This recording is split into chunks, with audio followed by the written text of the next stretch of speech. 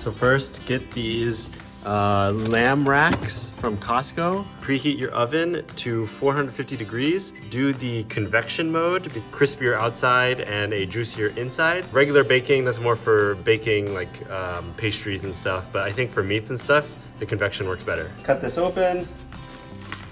So just a nice quick rinse. We're gonna put it on the baking pan. Start with it face down first. All right, next we're gonna work on our seasonings. When cutting garlic, I like to just smack it down with the knife. Cut a small piece off the edge, you know, where that little hard part is that you don't want to eat. Makes it easier to peel. Now we can just start peeling them. As you can see, I don't really have the best knife cutting technique, but as long as you cut it, and you don't cut your fingers, it should be fine. Salt, the pepper.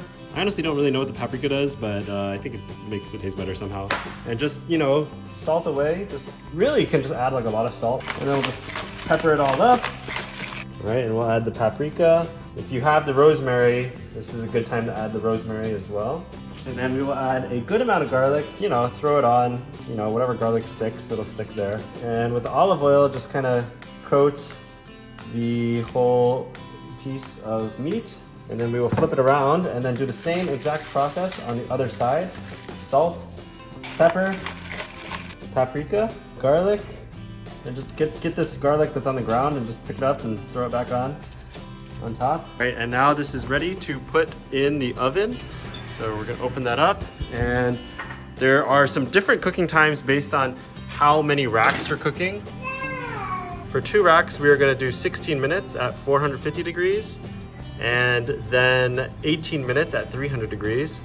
Okay, so at 645, basically this is gonna be 16 minutes at 450 degrees, and then we're gonna lower that temperature without taking this out. We're just gonna change the temperature to 300 for 18 more minutes. Okay, now that the time has elapsed, the 16 minutes, we are now going to cook it for an additional 18 minutes. And we'll hit start. And so you see this will be ready at 7:03. Okay, it looks like we are now finished.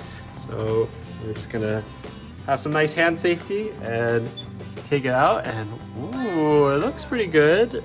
All right, we will see. We'll have to cut into it also to see, you know.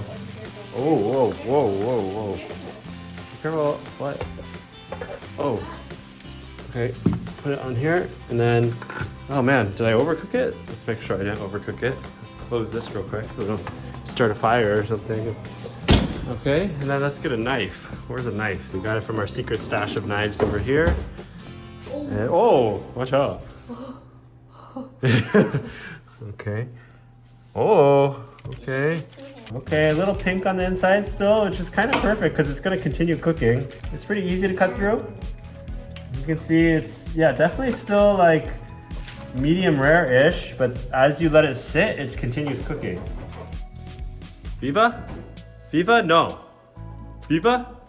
Viva, no. Oh, Viva. Oh, we love you. We love you, Viva. Let's try. Let's see how it is. See, not as pink anymore. Not as pink. It's so good. Oh, it's so hot, Conan. Is it not hot? Mmm. Hey, dude. Mmm. It's hot.